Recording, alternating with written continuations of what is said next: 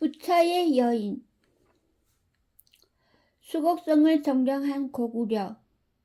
그것은 천하 사방의 옛 대제국 고구려의 재기를 알리는 호령이었다. 구부가 왕위에 오른 불과 5해 사이 고구려는 갑자기 힘을 되찾고 있었다. 연나라에 복속하며 허물어졌던 고구려의 국경은 다시 뚜렷하게 그어졌으며 백제의 군사에 짓밟혔던 성과 관문들은 급속히 재건되었다. 구부는 수백 년간 내려오던 군진 배치의 요령을 아예 바꾸었다. 요지의 대군을 주둔시켰다가 전시에 이를 파견하던 옛 방식과 달리 구부는 작은 성들마다 규모에 맞는 군사를 두어 다른 성들과의 연계를 꾀하였다. 그것만으로 전쟁의 양상이 달라졌다. 대군과 대군의 전면전이 사라지며 수십 개의 소규모 집전이 대국을 좌우하게 되었다. 고구려를 침략하는 적은 수백의 성을 차례차례 적은 수백의 성을 차례차례로 무너뜨리며 전진해야만 했고, 고구려의 침략을 받는 적은 수십 군데 요지를 동시에 지켜야 하는 혼란을 겪어야 했다.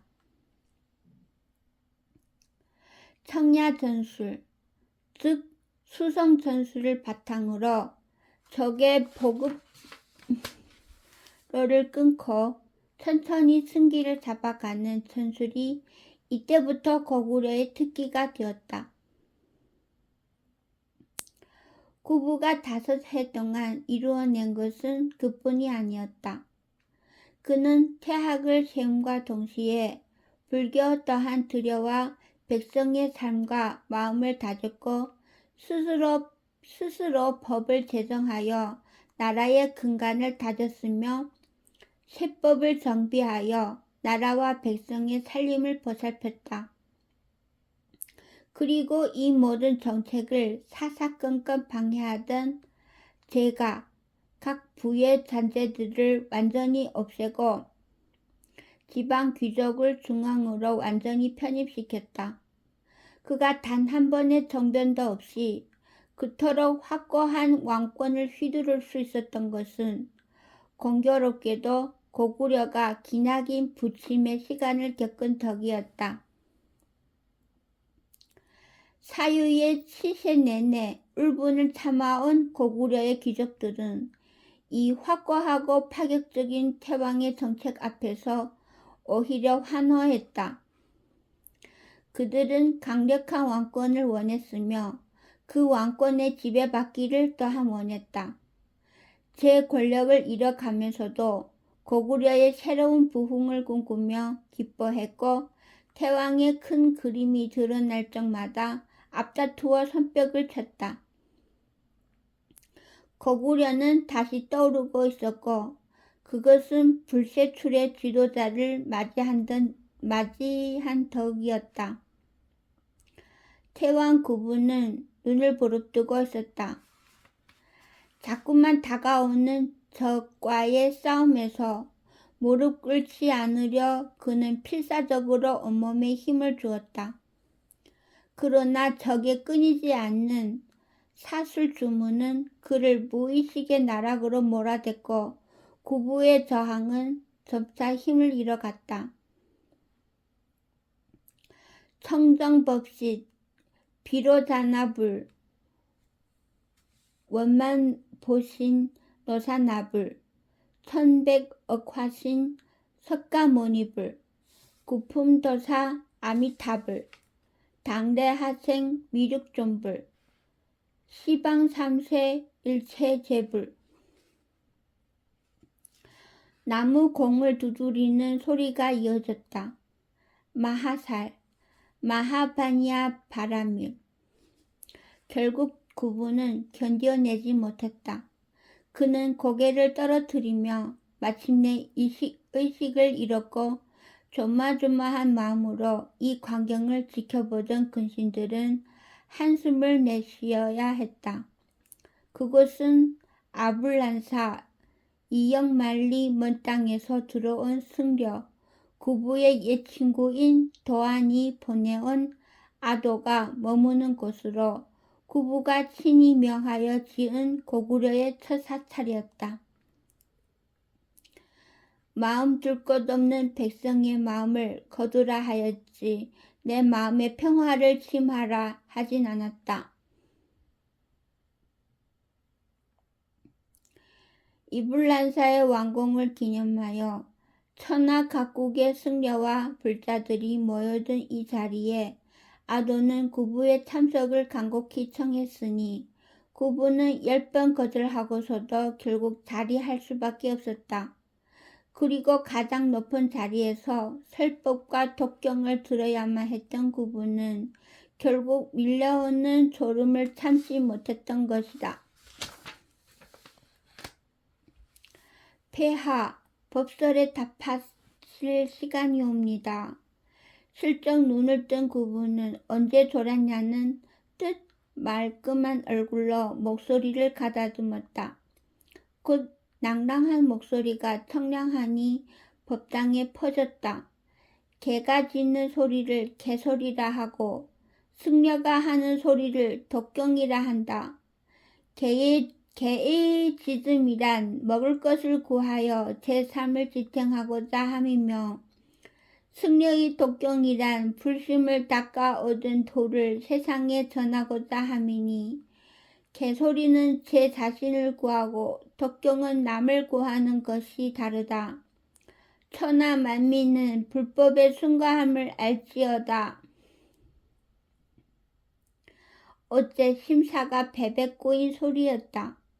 대개의 승려들이 눈을 끔뻑거리며 서로의 얼굴만을 바라보고 구부는 언제 졸았냐는 듯 즐거운 얼굴로 앉아 이 광경을 즐기고 있어 신하들은 다만 혀를 찰 뿐이었다. 그러던 중에 한 승려가 일어서다 온 시선이 그로 향했다. 고개를 숙이며 합장한 것은 머리를 파랗게 깎은 비군이었다. 꺼병의 어미를 까투리라 부르며 고구려의 어버이를 태왕이라 부르옵니다. 까투리는 제 새끼를 배불리 먹이며 태왕은 백성을 배불리 먹이는 터 까투리는 제 새끼를 구하고 태왕은 백성을 구하는 점이 다르니 소승은 까투리보다 태왕께서 나은 점이 있음을 아옵니다. 구부는 크게 웃었다. 곧 비구니의 얼굴을 찬찬히 살피자 17, 8 남짓 20이 되지 않은 어린이였다.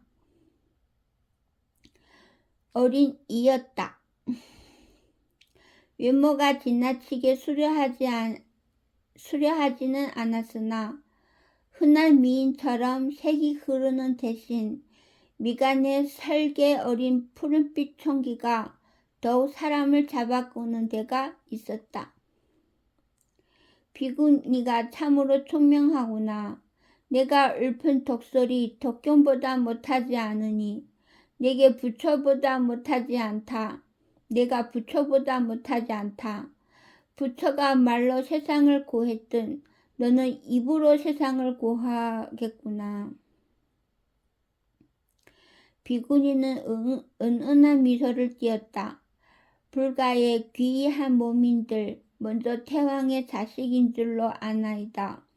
소승이 부처라면 이는 틀림없이 폐하를 본받은 덕이옵니다. 구부는 이에 다시 한번 웃음을 터뜨린 후 좌중을 향해 몸을 돌렸다. 그리고 그중 가운데에 자리한 아도를 바라보며 입을 열었다.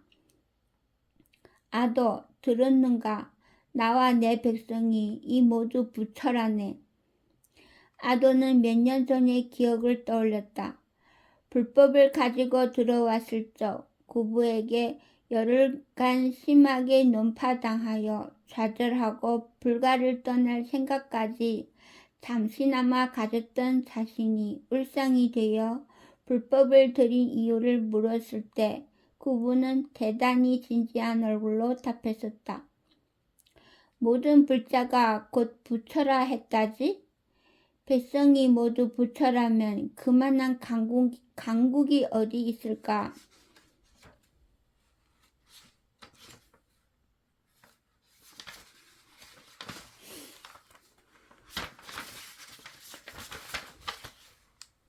아도는 조용한 미소를 띠며 구부에게 합장해 보였다.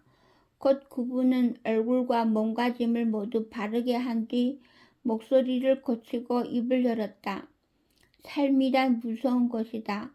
가야 할 길을 평생 모른 채 가지 말아야 할 길만을 한평생 배우며 사는 것이 삶이다. 무거운 멍에를 어깨에 메고 갈 곳을 모른 채 한숨만 쉬는 것이 우리네 모두의 삶이니라.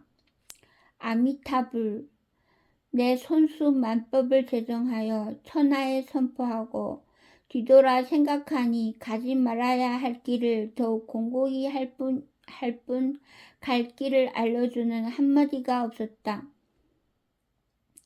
슬피 여기어 세상을 살피니 서역의 부처란 이가 참 당당히도 제 뒤를 따르라 하더라. 내가 함부로 하지 못한 말을 하였으니 그가 나보다 나은 것이 맞으리라. 아미타불. 하여 내 백성들에게 부처의 법수를 전하노니 일어서기 힘든 자, 스스로 걷기 힘든 자, 어디로 가야 할지 모르는 자는 그의 뒤를 따라도 좋다. 그것이 이 모자라 왕이 미안함을 담아 권하는 바이다. 아미타불. 그 말을 끝으로 구부는 몸을 일으키며 자리를 파했다. 승려들과 불자들이 하나같이 합장하며 눈을 감고 우파하는 가운데 오직 예의 비구니는 눈을 선명히 뜨고 구부를 바라보았다. 알 수 없는 모호한 눈빛이 그의 뒷모습을 향해 있었다. 구부는 쾌활한 인물이었다. 어떤 중대사에 부딪혀서도 항상 웃는 낯이었고 누구와 마주해서도 슬픈 빛이나 걱정하는 빛을 띠는 적이 없었다. 그러면서도 그의 식견이란 비할 데가 없이 높았으니 모두가 그에게 고견을 구할 뿐 조언을 던져오는 사람이나 반론을 제기하는 사람이 없었다.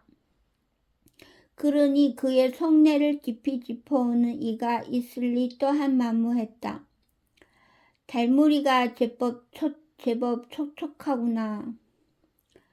이불란사의 뒤뜰을 걷다 걸음을 멈추고 담벼락 한편에 잠시 서서 하늘을 올려다보던 그는 곧 작은 돌멩이 하나를 주워 들고서는 근처에 세워진 부처의 사리탑을 향해 툭 던졌다. 딱 소리가 나며 돌멩이가 사리탑을 맞히자 구부는 피식 웃으며 탑의 주인을 향해 중얼거렸다. 달이나 그대나 참 더 쉽게 제 뱃속을 내보인다. 그러니 시인은 달을 벗삼고 불자는 그대를 벗삼고 외로운 투정을 던져넣은 그는 법당의 흙바닥 사이사이 박힌 작은 돌멩이를 발로 톡톡 차서 골라내기 시작했다. 아무것도 하지 않는 시간을 본 뒤 못 견뎌 하는 그는 끊임없이 선장난과 발장난을 치며 헛소리를 늘어놓았다. 그래서 되겠는가 말이야. 수만 비구니를 혼인도 못하게 한 채 그대 혼자 거느리고 말이야. 그러다 저도 모르게 뱉어낸 소리에 스스로 놀란 듯 구부는 잠시 하던 양을 멈추었다.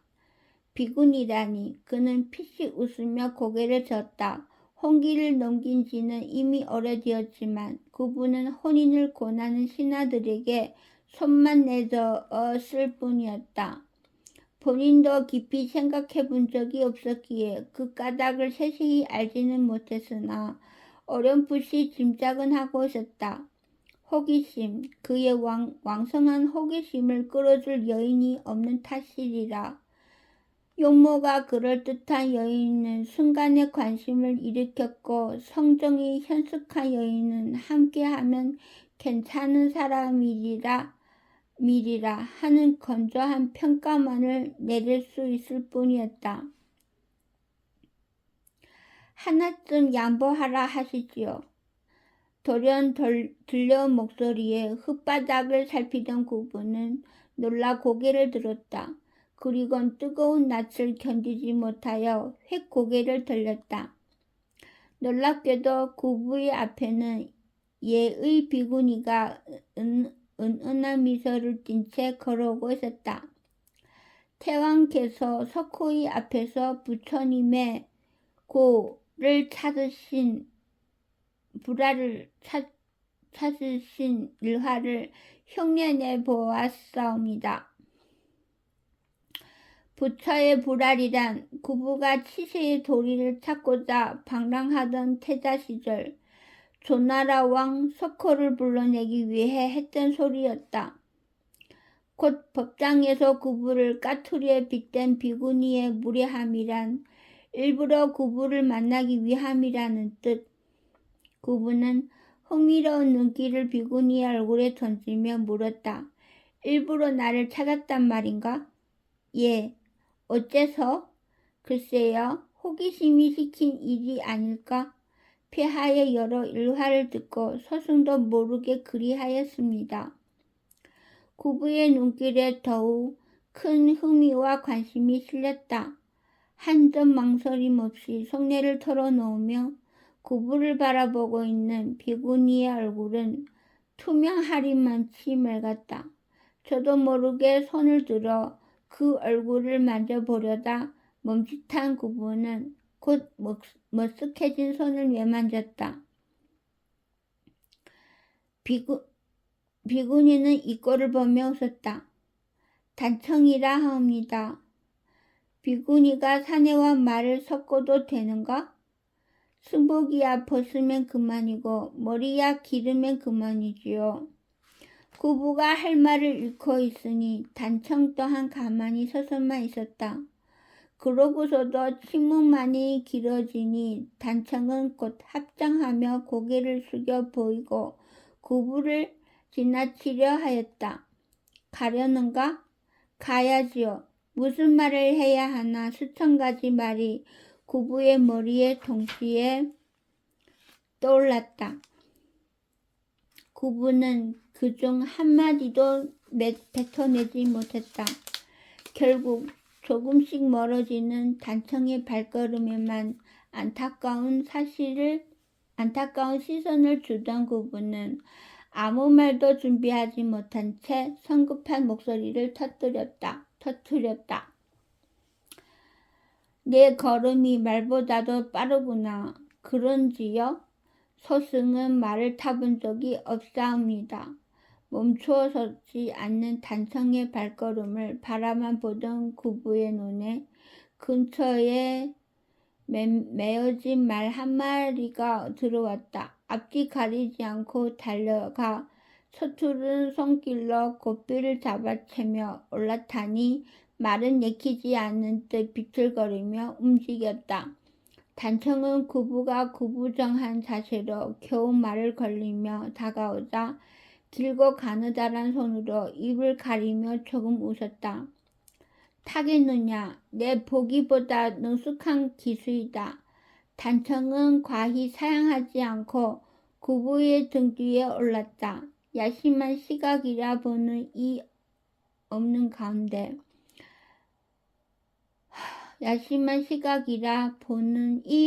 가운데 이리저리 발길을 옮기던 말은 이윽고 사찰의 문을 나섰고 그제야 사방의 경계를 보던 시위들이 놀라 나서니 구부는 엄하기 그지없는 얼굴로 그들을 제지했다. 멀어지는 아불란사를 뒤로하고 어디로 향하는지 모른 채 느린 걸음을 옮기는 말 위에서 구부가 말했다. 어디가 좋을지 모르겠구나. 소승은 궁성을 본 적이 없나이다. 구부는 진실로 즐거이 웃었다. 무엇보다 호기심을 사랑한 그였다. 호기심에 이끌려 자신을 찾았다는 여인, 그것도 비구니를 태우고 궁성으로 말을 몰다니 그 어느 때보다 시원한 기분이 되어 구부는 말을 몰았다. 멀찍이서 소란스러운 소리가 일었다. 여러 신하들이 맹렬히 말을 몰아 뒤를 쫓는 소리. 태왕의 낙마를 걱정하여 한껏 말을 달리던 그들은 지처까지 이르러서 입을 떡 벌린 채 멈출 수밖에 없었다. 말 뒤에 탄 비구니, 그들의 태왕은 비구니를 납치하고 있었다. 귀엽다. 예? 너 동그란 민머리가 무척 귀엽다고 생각하였다. 얼굴이 보이지 않으니 한껏 대담한 말이 나왔다. 미숙한 기수 탓에 떨어질까 구부의 옷자락을 꼭 붙잡은 채 눈을 감고 있던 단청은 무엇이 우스운지 웃기만 하다 한참 뒤에 답했다. 폐하는 할 일이 많은 분이옵니다. 희롱일랑 그 일을 다 끝마치거든 하소서.